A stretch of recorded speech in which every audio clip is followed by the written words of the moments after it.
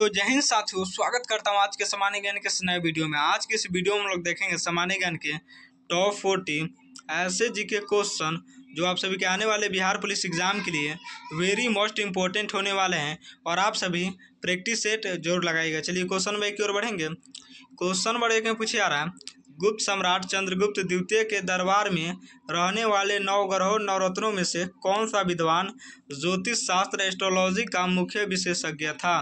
गुप्त सम्राट चंद्रगुप्त द्वितीय के दरबार में रहने वाले नवग्रहों नवरत्नों में से कौन सा विद्वान ज्योतिष शास्त्र एस्ट्रोलॉजी का मुख्य विशेषज्ञ था।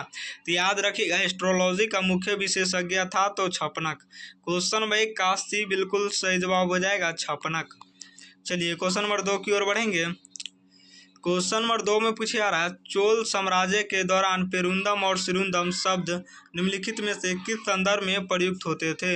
चोल साम्राज्य के दौरान पेरुंदम और सिरुंदम शब्द निम्नलिखित में से किस संदर्भ में प्रयुक्त होते थे। तो याद रखना है किस संदर्भ में प्रयुक्त होते थे, तो क्रमशः उच्च स्तरीय और निम्न स्तरीय प्रशासनिक अधिकारी के तौर पर जो है संदर्भ में प्रयुक्त होते थे। क्वेश्चन नंबर 2 का भी बिल्कुल सही जवाब हो जाएगा। याद रखिएगा किस संदर्भ में प्रयुक्त होते थे, तो उच्च स्तरीय और निम्न स्तरीय प्रशासनिक अधिकारी के तौर पर जो है प्रयुक्त होते थे। चलिए क्वेश्चन नंबर 3 की ओर बढ़ेंगे। क्वेश्चन नंबर 3 में पूछे आ रहा है, विजयनगर साम्राज्य के किस शासक ने तुंगभद्रा नदी पर एक विशाल बांध बनवाया था और अपनी राजधानी के लिए एक जलप्राप्त एडुकेट का निर्माण करवाया था। विजयनगर साम्राज्य के किस शासक ने तुंगभद्रा नदी पर एक विशाल बांध बनवाया था। तो याद रखिएगा विशाल बांध बनवाया था देवराय प्रथम ने, जो अपनी राजधानी के लिए एक जलप्राप्त एक्वेडक्ट का निर्माण भी करवाया था। क्वेश्चन नंबर 3 का ये बिल्कुल सही जवाब हो जाएगा, देवराय प्रथम। चलिए क्वेश्चन नंबर 4 की ओर बढ़ेंगे। क्वेश्चन नंबर 4 में पूछे आ रहा है, सूफी संतों के निवास स्थान या उनके आध्यात्मिक केंद्रों को किस नाम से जाना जाता था जहां उनके शिष्य शिक्षा ग्रहण करते थे। सूफी संतों के निवास स्थान या उनके आध्यात्मिक केंद्रों को किस नाम से जाना जाता था जहां उनके शिष्य शिक्षा ग्रहण करते थे। तो याद रखिएगा खानकाह के नाम से जाना जाता था। क्वेश्चन नंबर 4 का सी बिल्कुल सही जवाब हो जाएगा, खानकाह का नाम से जाना जाता था जहां उनके शिक्षक क्या करते थे, शिक्षा ग्रहण करते थे। चलिए क्वेश्चन नंबर 5 की ओर बढ़ेंगे। क्वेश्चन नंबर 5 में पूछे जा रहा है, वर्ष 1839 में कलकत्ता में स्थापित तत्वबोधिनी सभा के संस्थापक निम्नलिखित में से कौन थे जिसका उद्देश्य राजा राम मोहन राय के विचारों का प्रचार करना था। वर्ष 1839 में कलकत्ता में स्थापित तत्वबोधिनी सभा के संस्थापक निम्नलिखित में से कौन थे जिसका उद्देश्य राजा राम मोहन राय के विचारों का प्रचार करना था। तो याद रखिएगा देवेंद्र नाथ टैगोर थे। वर्ष 1839 में कलकत्ता में स्थापित तत्वबोधिनी सभा के संस्थापक कौन थे, तो देवेंद्र नाथ टैगोर, जिसका उद्देश्य क्या था, तो राजा राम मोहन राय के विचारों का प्रचार करना था। क्वेश्चन नंबर 5 का भी बिल्कुल सही जवाब हो जाएगा। चलिए क्वेश्चन नंबर 6 की ओर बढ़ेंगे। क्वेश्चन नंबर 6 में पूछे जा रहा है, ब्रिटिश भारत में किस गवर्नर जनरल के कार्यकाल के दौरान इल्बर्ट बिल कंट्रोवर्सी हुआ था जिसने भारतीय न्यायाधीशों को यूरोपीय अपराधियों के मुकदमों की सुनवाई का अधिकार देने का प्रयास किया था। ब्रिटिश भारत में किस गवर्नर जनरल के कार्यकाल के दौरान इल्बर्ट बिल विवाद हुआ था जिसने भारतीय न्यायाधीशों को यूरोपीय अपराधियों के मुकदमे की सुनवाई का अधिकार देने का प्रयास किया था। किसने, तो याद रखिएगा लॉर्ड रिपन। क्वेश्चन नंबर 6 का भी बिल्कुल सही जवाब हो जाएगा, यूरोपीय अपराधियों के मुकदमों की सुनवाई का अधिकार देने का प्रयास किया था लॉर्ड रिपन ने। चलिए क्वेश्चन नंबर 7 की ओर बढ़ेंगे। क्वेश्चन नंबर 7 में पूछे आ रहा है, भारतीय संविधान के किस अनुच्छेद के तहत यदि संसद के दोनों सदनों में किसी साधारण विधेयक पर गतिरोध उत्पन्न हो जाए तो राष्ट्रपति संयुक्त बैठक ज्वाइंट सिटिंग बुला सकता है। भारतीय संविधान के किस अनुच्छेद के तहत यदि संसद के दोनों सदनों में किसी साधारण विधेयक पर गतिरोध उत्पन्न हो जाए तो राष्ट्रपति संयुक्त बैठक ज्वाइंट सिटिंग बुला सकता है। तो याद रखिएगा बुला सकता है, अनुच्छेद 108 के तहत यह प्रावधान है। क्वेश्चन नंबर 7 का सी बिल्कुल सही जवाब हो जाएगा। चलिए क्वेश्चन नंबर 8 की ओर बढ़ेंगे। क्वेश्चन नंबर 8 में पूछा जा रहा है, सर्वोच्च न्यायालय के न्यायाधीशों की संख्या में वृद्धि करने की शक्ति निम्नलिखित में से किसके पास सुरक्षित है। सर्वोच्च न्यायालय के न्यायाधीशों की संख्या में वृद्धि करने की शक्ति निम्नलिखित में से किसके पास सुरक्षित है। तो याद रखिएगा, सांसद पार्लियामेंट के पास सुरक्षित है। क्वेश्चन नंबर 8 का भी बिल्कुल सही जवाब हो जाएगा। चलिए क्वेश्चन नंबर 9 की ओर बढ़ेंगे। क्वेश्चन नंबर 9 में पूछा जा रहा है, भारतीय संविधान के भाग 4 में वर्णित राज्य के नीति निर्देशक तत्वों के अंतर्गत कौन सा अनुच्छेद अंतर्राष्ट्रीय शांति और सुरक्षा की अभिवृद्धि से संबंधित है। भारतीय संविधान के भाग 4 में वर्णित राज्य के नीति निर्देशक तत्वों के अंतर्गत कौन सा अनुच्छेद अंतर्राष्ट्रीय शांति और सुरक्षा की अभिवृद्धि से संबंधित है। तो याद रखिएगा, अनुच्छेद 51 के तहत जो है अंतर्राष्ट्रीय शांति और सुरक्षा की अभिवृद्धि से संबंधित है। क्वेश्चन नंबर 9 का सी बिल्कुल सही जवाब हो जाएगा। चलिए क्वेश्चन नंबर 10 की ओर बढ़ेंगे। क्वेश्चन नंबर 10 में पूछा जा रहा है, किसी राज्य के राज्यपाल को संविधान के किस अनुच्छेद के तहत विवेकाधीन शक्तियाँ डिस्कशनरी ऑफ पावर्स प्राप्त है जिनकी न्यायिक समीक्षा नहीं की जा सकती। किसी राज्य के राज्यपाल को संविधान के किस अनुच्छेद के तहत विवेकाधीन शक्तियाँ डिस्कशनरी पावर्स प्राप्त है जिनकी न्यायिक समीक्षा नहीं की जा सकती। तो याद रखिएगा, न्यायिक समीक्षा नहीं की जा सकती, तो याद रखिएगा अनुच्छेद 163 के तहत। क्वेश्चन नंबर 10 का ये बिल्कुल सही जवाब हो जाएगा। विवेकाधीन शक्तियाँ डिस्कशनरी पावर्स प्राप्त है जिनकी न्यायिक समीक्षा नहीं की जा सकती, तो अनुच्छेद 163 के तहत। चलिए क्वेश्चन नंबर 11 की ओर बढ़ेंगे। क्वेश्चन नंबर 11 में पूछा जा रहा है, भारतीय संसद के दोनों सदनों के सत्रों के बीच अधिकतम कितना समय अंतराल गैप हो सकता है जिससे अधिक का अंतर संवैधानिक रूप से वर्जित है।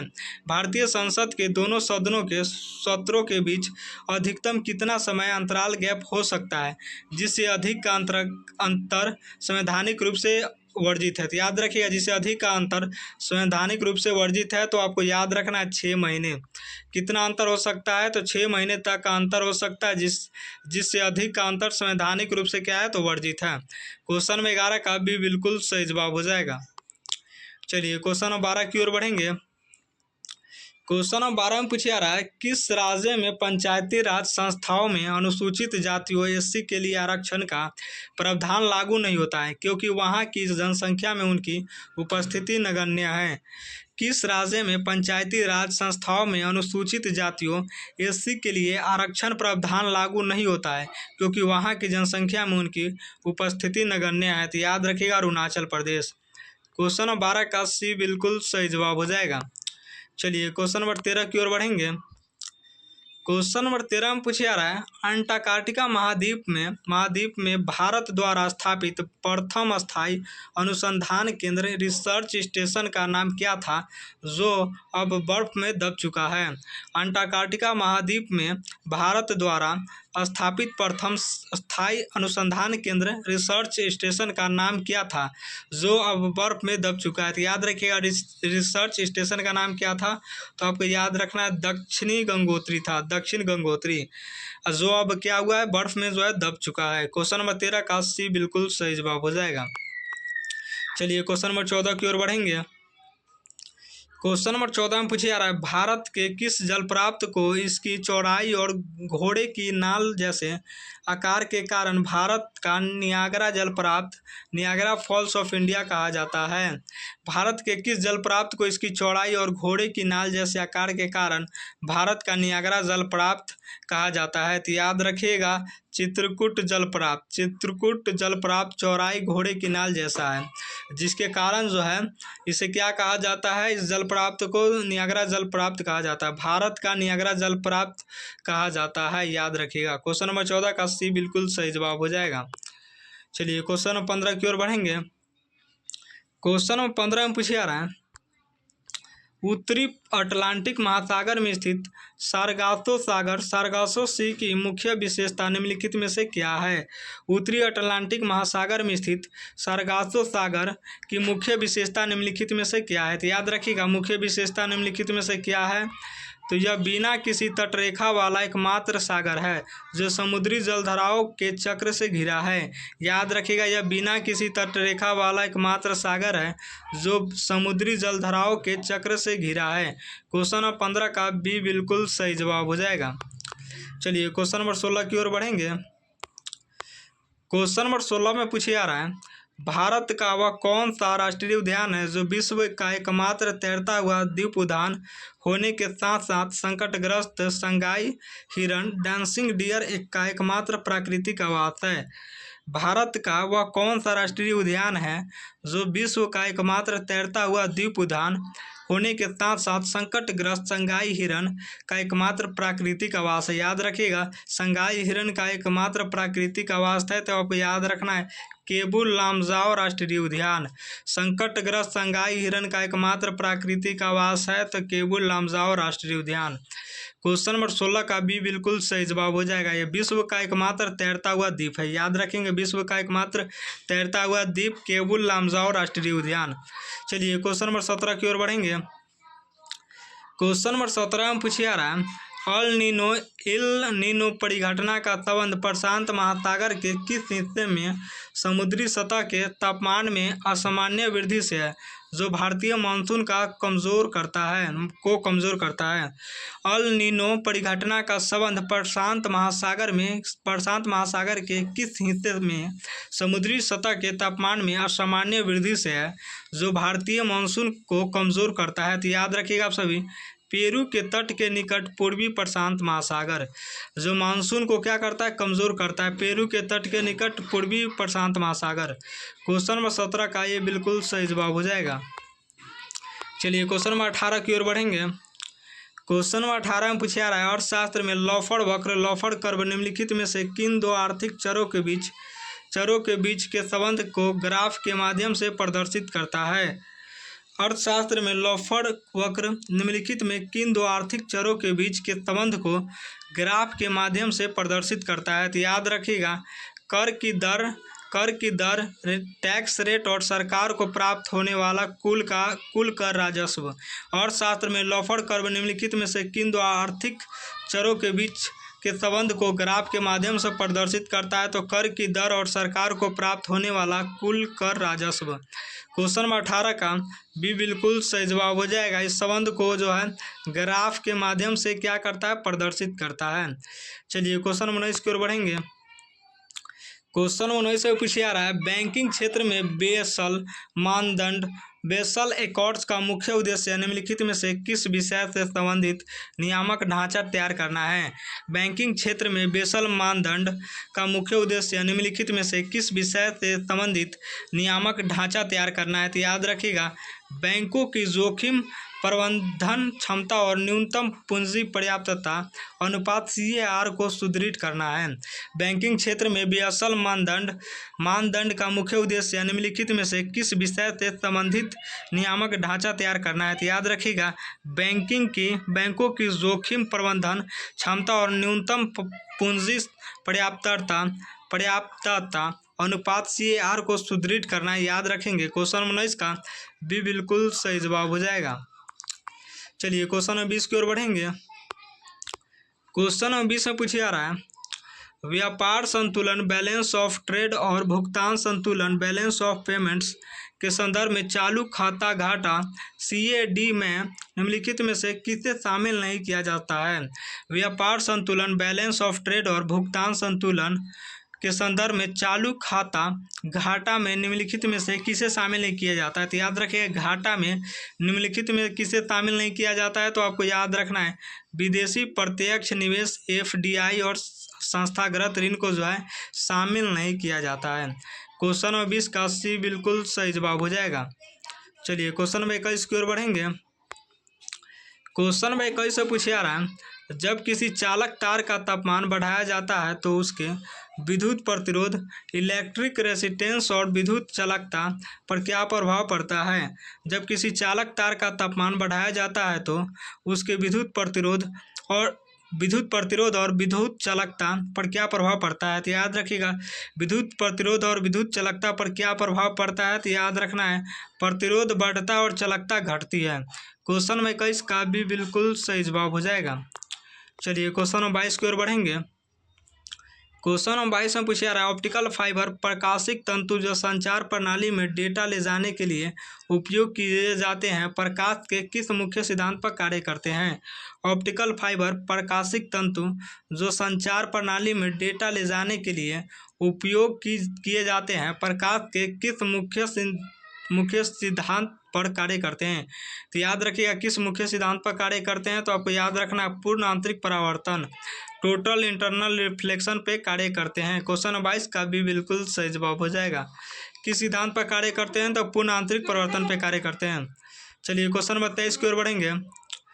क्वेश्चन नंबर 23 में पूछा जा रहा है, कार की बैटरी या लेड एसिड संचायक बैटरी, लीड एसिड बैटरी में विद्युत अपघट्य इलेक्ट्रोटाइटल के रूप में मुख्य रूप से किस अम्ल का उपयोग किया जाता है? कार की बैटरी या लेड एसिड संचायक बैटरी में विद्युत अपघट्य के रूप में मुख्य रूप से किस अम्ल का उपयोग किया जाता है? तो याद रखिएगा, किस अम्ल का उपयोग किया जाता है? तो आपको याद रखना है, सल्फ्यूरिक अम्ल H2SO4 का उपयोग किया जाता है। क्वेश्चन नंबर 23 का सी बिल्कुल सही जवाब हो जाएगा, सल्फ्यूरिक अम्ल। चलिए क्वेश्चन नंबर 24 की ओर बढ़ेंगे। क्वेश्चन नंबर 24 में पूछा जा रहा है, आवर्त सारणी के तत्वों में से किस तत्व की इलेक्ट्रॉन बंधुता, इलेक्ट्रॉन एफिनिटी सबसे अधिक होती है, जो एक इलेक्ट्रॉन ग्रहण करने पर अधिकतम ऊर्जा मुक्त करता है? आवर्त सारणी के तत्वों में से किस तत्व की इलेक्ट्रॉन बंधुता, इलेक्ट्रॉन एफिनिटी सबसे अधिक होती है, जो एक इलेक्ट्रॉन ग्रहण करने पर अधिकतम ऊर्जा मुक्त करता है? तो याद रखिएगा, क्लोरीन। क्या मुक्त करता है? तो क्लोरीन अधिकतम ऊर्जा जो है मुक्त करता है। क्वेश्चन नंबर 24 का भी बिल्कुल सही जवाब हो जाएगा। चलिए क्वेश्चन नंबर 25 की ओर बढ़ेंगे। क्वेश्चन नंबर 25 में पूछा जा रहा है, आधुनिक जेनेटिक्स में डीएनए फिंगरप्रिंटिंग तकनीक का आविष्कार सर्वप्रथम किस वैज्ञानिक द्वारा किया गया था? आधुनिक जेनेटिक्स में डीएनए फिंगरप्रिंटिंग तकनीक का आविष्कार सर्वप्रथम किस वैज्ञानिक द्वारा किया गया था? तो याद रखेंगे, किस वैज्ञानिक द्वारा किया गया था? तो याद रखना आप सभी को, एलेक्स जेफरिस के द्वारा किया गया था। क्वेश्चन नंबर 25 का भी बिल्कुल सही जवाब हो जाएगा, एलेक्स जेफरी। चलिए क्वेश्चन नंबर 26 की ओर बढ़ेंगे। क्वेश्चन नंबर 26 में पूछा जा रहा है, मानव शरीर में वसा फैट का संचयन मुख्य रूप से किस ऊतक टिश्यू के अंतर्गत होता है, जो त्वचा के ठीक नीचे पाया जाता है? मानव शरीर में वसा फैट का संचयन मुख्य रूप से किस ऊतक के अंतर्गत होता है, जो त्वचा के ठीक नीचे पाया जाता है? तो याद रखिएगा, त्वचा के ठीक नीचे पाया जाता है तो वसामय ऊतक। याद रखेंगे, वसा के ठीक नीचे पाया जाता है वसामय ऊतक, एडिपोज टिश्यू। क्वेश्चन नंबर 26 का भी बिल्कुल सही जवाब हो जाएगा। चलिए क्वेश्चन नंबर 27 की ओर बढ़ेंगे। क्वेश्चन नंबर 27 में पूछा जा रहा है, कृत्रिम वर्षा, आर्टिफिशियल रेन या बादलों के बीजारोपण, क्लाउड सीडिंग के लिए हवाई जहाज़ों द्वारा हवा में किस रासायनिक यौगिक का छिड़काव किया जाता है? कृत्रिम वर्षा, आर्टिफिशियल रेन या बादलों के बीजारोपण, क्लाउड सीडिंग के लिए हवाई जहाज़ों द्वारा हवा में किस रासायनिक यौगिक का छिड़काव किया जाता है? तो याद रखिएगा, सिल्वर आयोडाइड का जो है छिड़काव किया जाता है, AgL का। क्वेश्चन नंबर 27 का भी बिल्कुल सही जवाब हो जाएगा। चलिए क्वेश्चन नंबर 28 की ओर बढ़ेंगे। क्वेश्चन नंबर 28 में पूछा जा रहा है, वर्ष 1913 में पटना में अनुशीलन समिति की एक शाखा की स्थापना निम्नलिखित में से किसने की थी, जो एक क्रांतिकारी गुप्त संगठन था? वर्ष 1913 में पटना में अनुशीलन समिति की एक शाखा की स्थापना निम्नलिखित में से किसने की थी, जो एक क्रांतिकारी गुप्त संगठन था? तो याद रखिएगा, सचिंद्र नाथ सन्याल ने की थी। क्वेश्चन नंबर 28 का भी बिल्कुल सही जवाब हो जाएगा, जो एक क्रांतिकारी गुप्त संगठन था, सचिंद्र नाथ सन्याल। याद रखेंगे, शाखा की स्थापना किसने की थी? तो सचिंद्र नाथ सन्याल ने की थी। चलिए क्वेश्चन 29 की ओर बढ़ेंगे।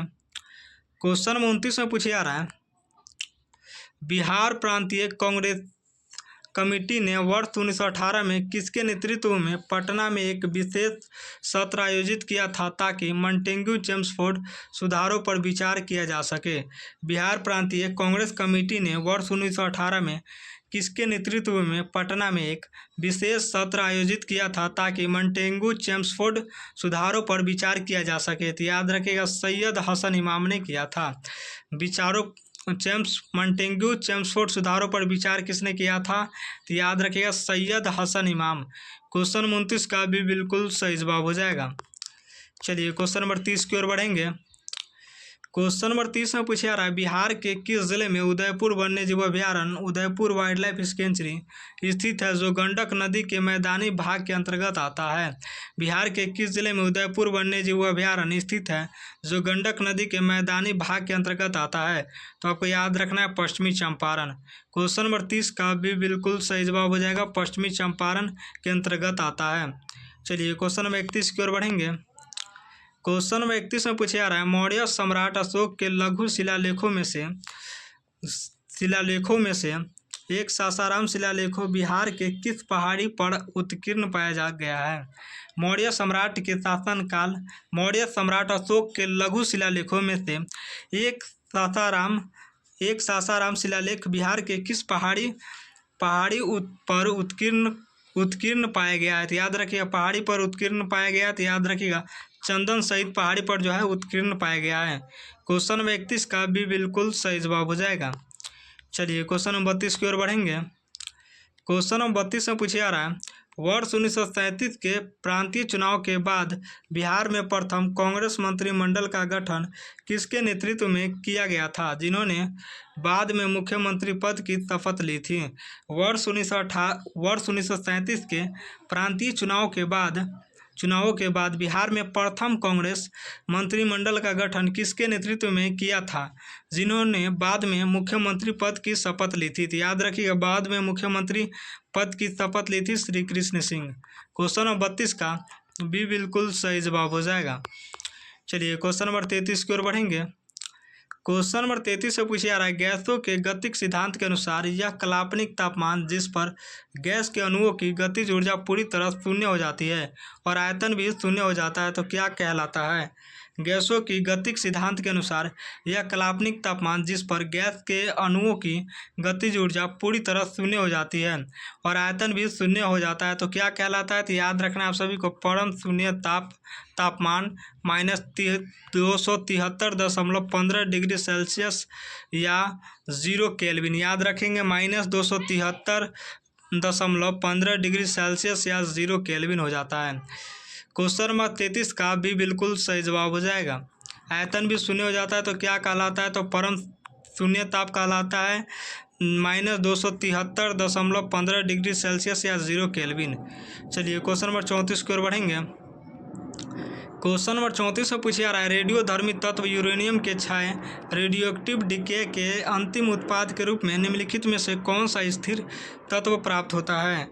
रेडियोधर्मी तत्व यूरेनियम के क्षय रेडियोएक्टिव डिके के अंतिम उत्पाद के रूप में निम्नलिखित में से कौन सा स्थिर तत्व प्राप्त होता है? तो याद रखिएगा स्थिर तत्व प्राप्त होता है तो सीसा लीड प्राप्त होता है। क्वेश्चन नंबर 34 का सी बिल्कुल सही जवाब हो जाएगा। चलिए क्वेश्चन नंबर 35 की ओर बढ़ेंगे।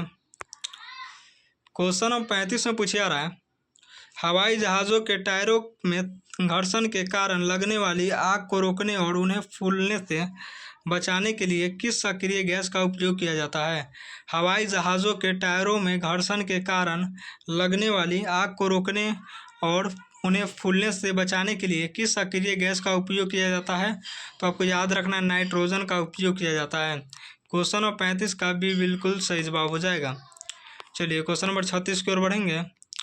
क्वेश्चन नंबर 36 में पूछा जा रहा है नाभिकीय रिएक्टरों में उपयोग होने वाली नियंत्रण छड़ें कंट्रोल रोड्स अतिरिक्त न्यूट्रॉनों को अवशोषित करने के लिए किस तत्व की बनाई जाती है? नाभिकीय रिएक्टर में उपयोग होने वाली नियंत्रण छड़ें अतिरिक्त न्यूट्रॉन को अवशोषित करने के लिए किस तत्व की बनाई जाती है? तो आपको याद रखना है कैडमियम या बोरॉन की बनाई जाती है। क्वेश्चन नंबर 36 का भी बिल्कुल सही जवाब हो जाएगा।